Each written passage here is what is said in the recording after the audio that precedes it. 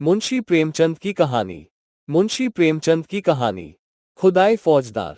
सेठ नानकचंद को आज फिर वही लिफाफा मिला और वही लिखावट सामने आई तो उनका चेहरा पीला पड़ गया। लिफाफा खोलते हुए हाथ और हृदय दोनों कांपने लगे।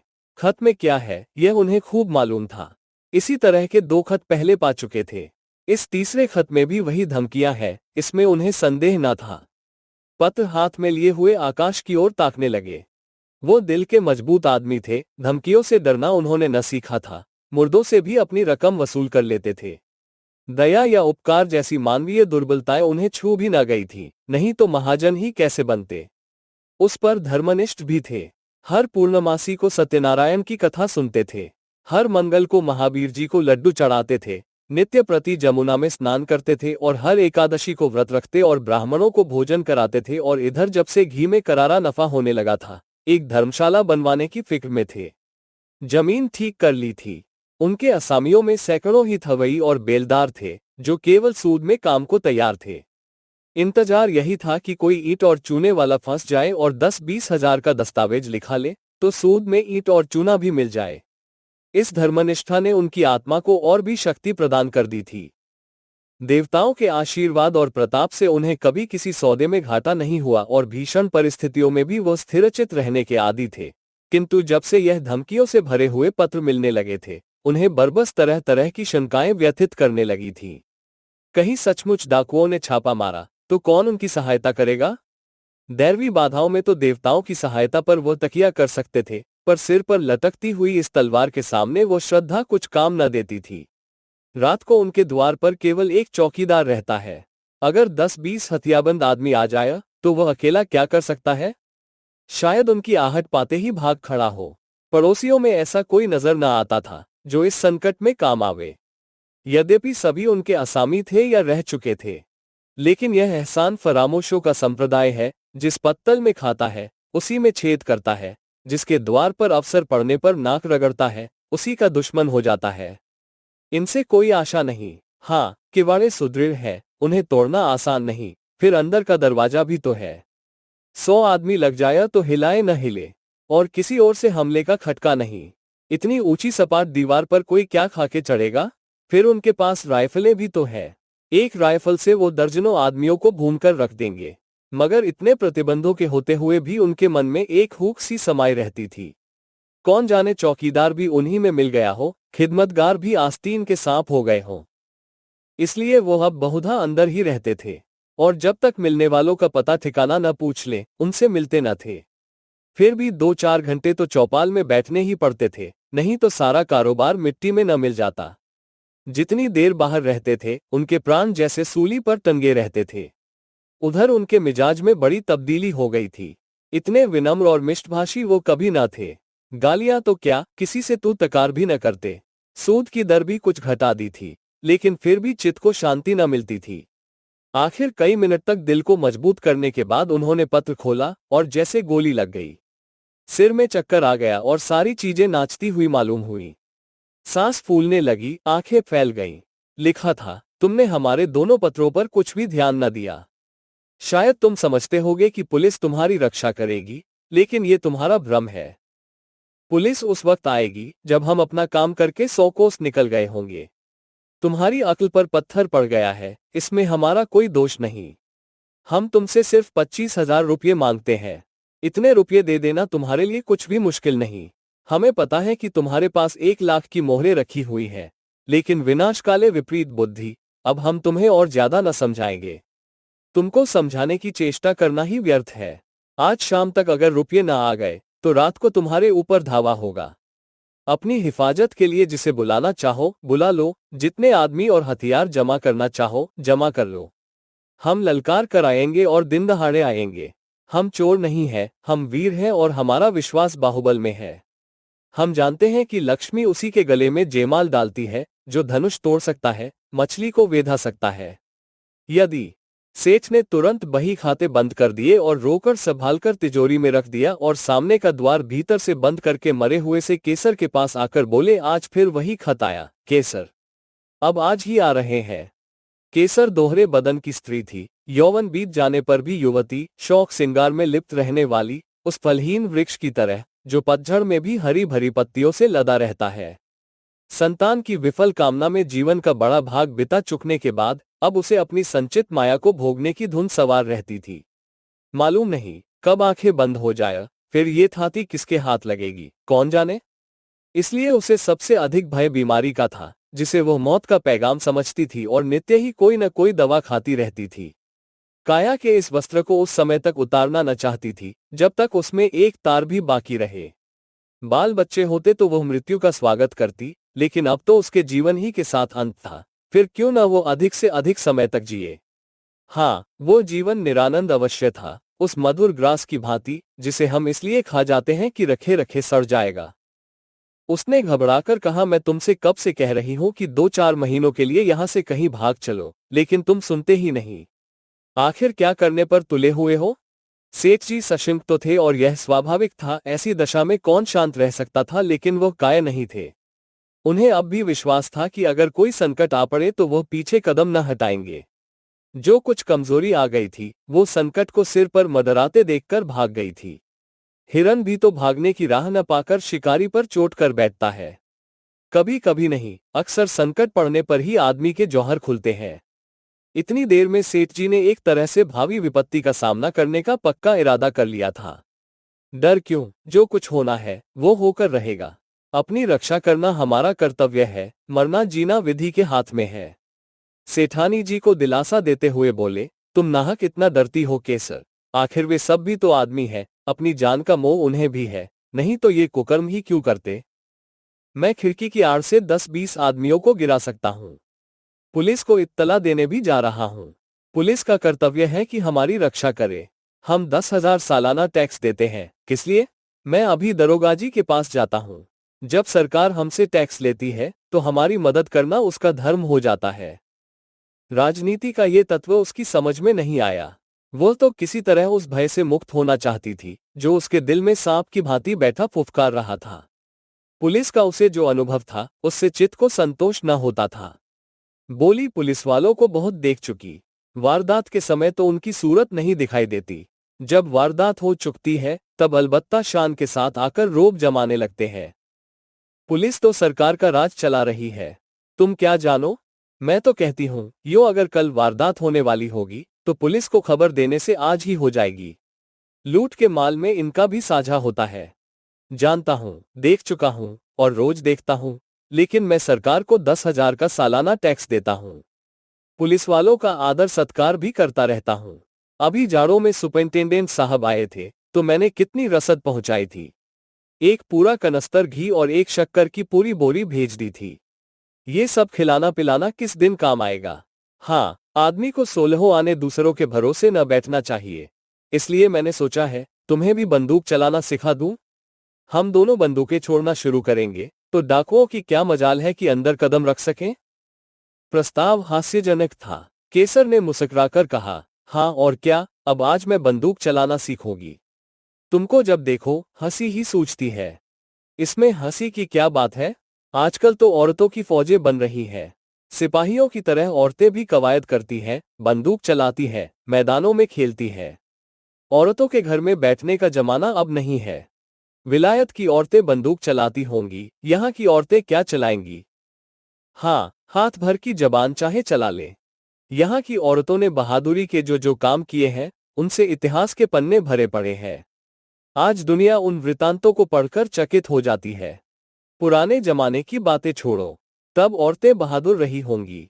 आज कौन बहादुरी कर रही है? वाह, अभी हजारों औरतें घर बार छोड़कर हंसते हंसते जेल चली गईं। ये बहादुरी नहीं थी। अभी पंजाब में हरनाथ कुंवर ने अकेले 4 सशस्त्र डाकुओं को गिरफ्तार किया और लाट साहब तक ने उसकी प्रशंसा की। क्या जाने वे कैसी औरतें हैं। मैं तो डाकुओं को देखते ही चक्कर खाकर गिर पड़ूंगी। उसी वक्त नौकर ने आकर कहा, सरकार, थाने से 4 कांस्टेबल आए हैं, आपको बुला रहे हैं। सेठ जी प्रसन्न होकर बोले, थानेदार भी है? नहीं सरकार, अकेले कांस्टेबल है। थानेदार क्यों नहीं आया? ये कहते हुए सेठ जी ने पान खाया और बाहर निकले। सेठ जी को देखते ही चारों कांस्टेबलों ने झुककर सलाम किया, बिल्कुल अंग्रेजी कायदे से, मानो अपने किसी अफसर को सैल्यूट कर रहे हों। सेठ जी ने उन्हें बेंचों पर बैठाया और बोले, दरोगा जी का मिजाज तो अच्छा है। मैं तो उनके पास आने वाला था। चारों में जो सबसे प्रौढ़ था, जिसकी आस्तीन पर कई बिल्ले लगे हुए थे, बोला, आप क्यों तकलीफ करते हैं? वह तो खुद ही आ रहे थे, पर एक बड़ी जरूरी तहकीकात आ गई, इससे रुक गए। कल आपसे मिलेंगे। जब से यहाँ डाकुओं की खबरें आई हैं, बेचारे बहुत घबराए हुए हैं। आपकी तरफ हमेशा उनका ध्यान रहता है। कई बार कह चुके हैं कि मुझे सबसे ज्यादा फिक्र सेठ जी की है। गुमनाम खत तो आपके पास भी आए होंगे? सेठ जी ने लापरवाही दिखाकर कहा, अजी, ऐसी चिट्ठियां आती ही रहती है, इनकी कौन परवाह करता है। मेरे पास तो 3 खत आ चुके हैं, मैंने किसी से जिक्र भी नहीं किया। कांस्टेबल हंसा, दरोगाजी को खबर मिली थी? सच? हाँ साहब, रत्ती रत्ती खबर मिलती रहती है। यहां तक मालूम हुआ है कि कल आपके मकान पर उनका धावा होने वाला है। जभी तो आज दरोगा जी ने मुझे आपकी खिदमत में भेजा। मगर वहां कैसे खबर पहुंची? मैंने तो किसी से कहा ही नहीं। कांस्टेबल ने रहस्यमय भाव से कहा, हुजूर, यह न पूछें। इलाके के सबसे बड़े सेठ के पास ऐसे खत आए और पुलिस को खबर ना हो। भला कोई बात है? फिर ऊपर से बराबर ताकीद आती रहती है कि सेठ जी को शिकायत का कोई मौका न दिया जाए। सुपरिंटेंडेंट साहब की खास ताकीद है आपके लिए। और हुजूर, सरकार भी तो आप ही के बूते पर चलती है। सेठ साहूकारों के जान माल की हिफाजत न करे तो रहे कहाँ? हमारे होते मजाल है कि कोई आपकी तरफ तिरछी आंखों से देख सके, मगर यह कमबख्त डाकू इतने दिलेर और तादाद में इतने ज्यादा हैं कि थाने के बाहर उनसे मुकाबला करना मुश्किल है।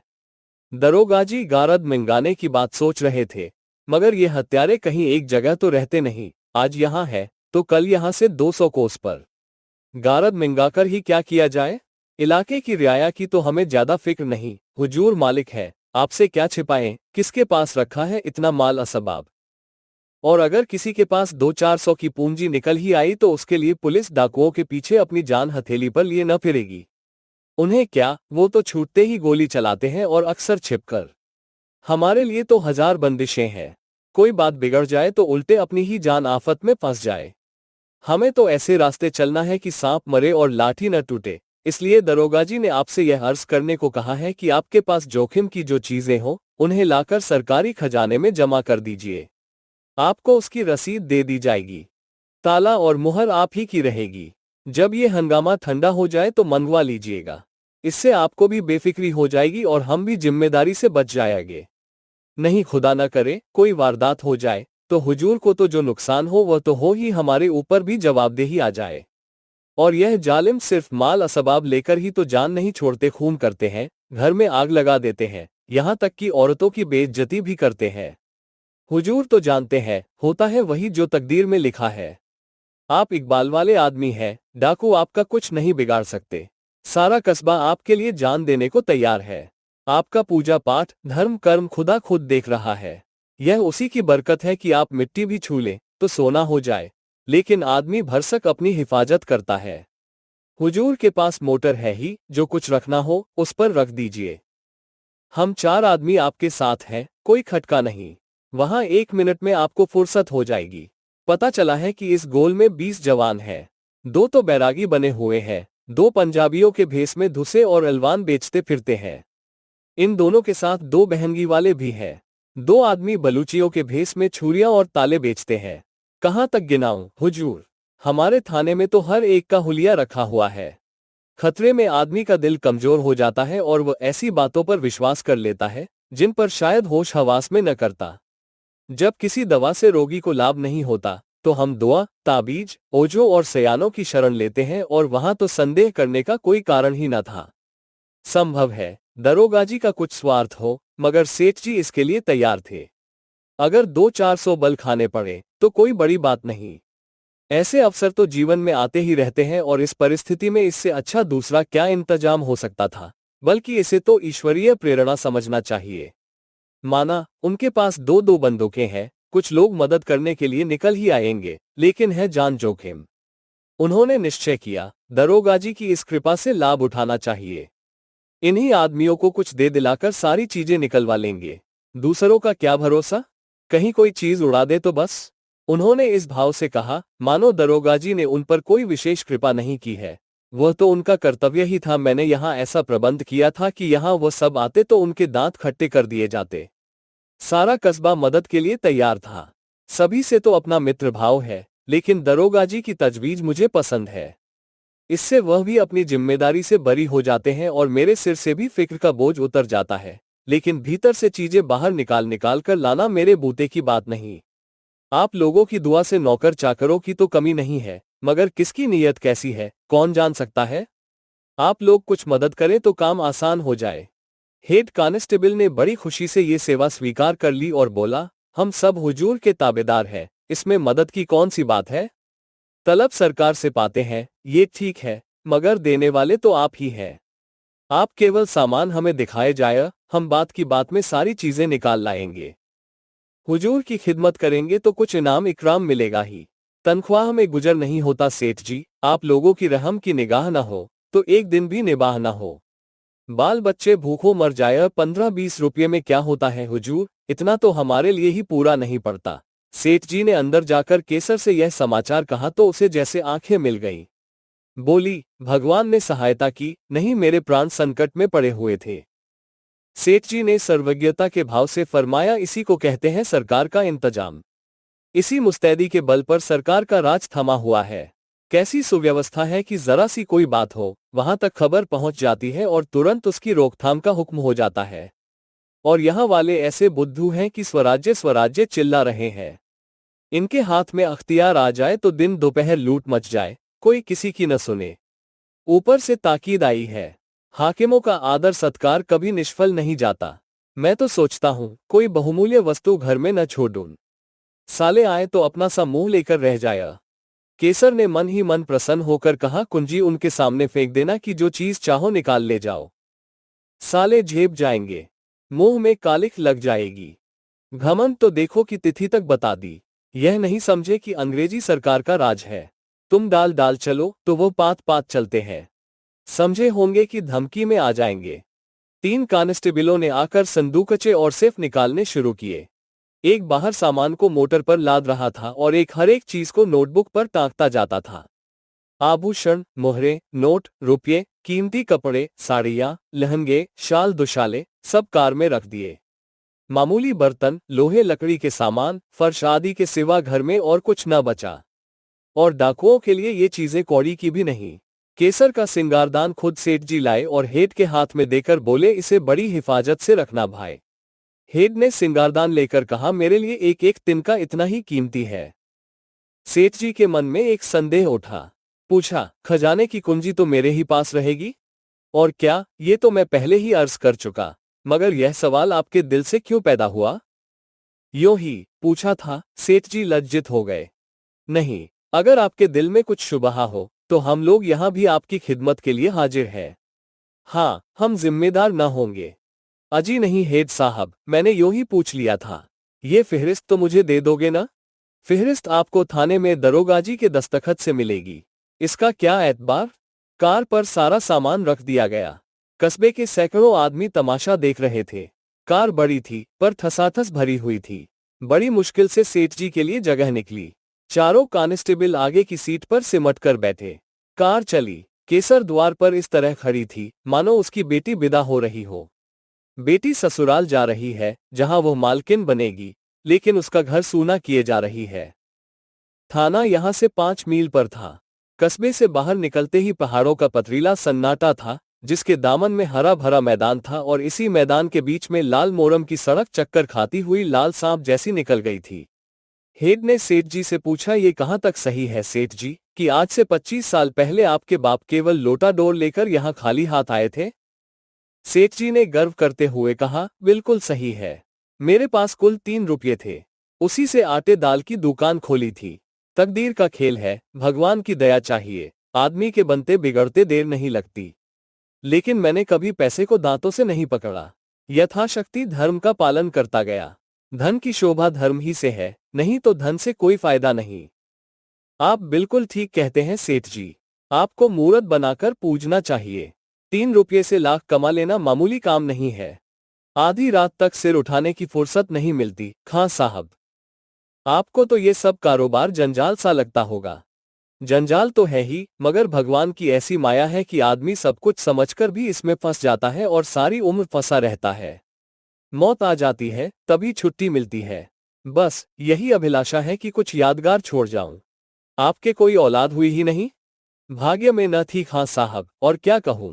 जिनके घर में भूनी भांग नहीं है, उनके यहाँ घास फूस की तरह बच्चे ही बच्चे देख लो। जिन्हें भगवान ने खाने को दिया है, वे संतान का मुंह देखने को तरसते हैं। आप बिल्कुल ठीक कहते हैं सेठ जी। जिंदगी का मजा संतान से है। जिसके आगे अंधेरा है, उसके लिए धन दौलत किस काम की। ईश्वर की यही इच्छा है तो आदमी क्या करे। मेरा बस चलता तो मायाजाल से निकल भागता खां साहब, एक क्षण भी यहाँ न रहता। कहीं तीर्थ स्थान में बैठकर भगवान का भजन करता। मगर करूं क्या, मायाजाल तोड़े नहीं टूटता। एक बार दिल मजबूत करके तोड़ क्यों नहीं देते। सब उठाकर गरीबों को बांट दीजिए। साधु संतों को नहीं, न मोटे ब्राह्मणों को, बल्कि उनको जिनके लिए ये जिंदगी बोझ हो रही है, जिसकी यही एक आरजू है कि मौत आकर उनकी विपत्ति का अंत कर दे। इस मायाजाल को तोड़ना आदमी का काम नहीं है खां साहब। भगवान की इच्छा होती है तभी मन में वैराग्य आता है। आज भगवान ने आपके ऊपर दया की है। हम इस मायाजाल को मकड़ी के जाले की तरह तोड़कर आपको आजाद करने के लिए भेजे गए हैं। भगवान आपकी भक्ति से प्रसन्न हो गए हैं और आपको इस बंधन में नहीं रखना चाहते, जीवन मुक्त कर देना चाहते हैं। ऐसी भगवान की दया हो जाती तो क्या पूछना खां साहब। भगवान की ऐसी ही दया है सेठ जी, विश्वास मानिए। हमें इसीलिए उन्होंने मृत्युलोक में तैनात किया है।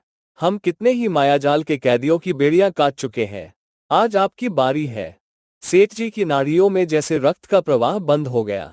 सहमी हुई आंखों से सिपाहियों को देखा, फिर बोले, आप बड़े हंसोड़ हो खां साहब। हमारे जीवन का सिद्धांत है कि किसी को कष्ट मत दो, लेकिन ये रुपये वाले कुछ ऐसी और अधिक खोपड़ी के लोग हैं कि जो उनका उद्धार करने आता है, उसी के दुश्मन हो जाते हैं।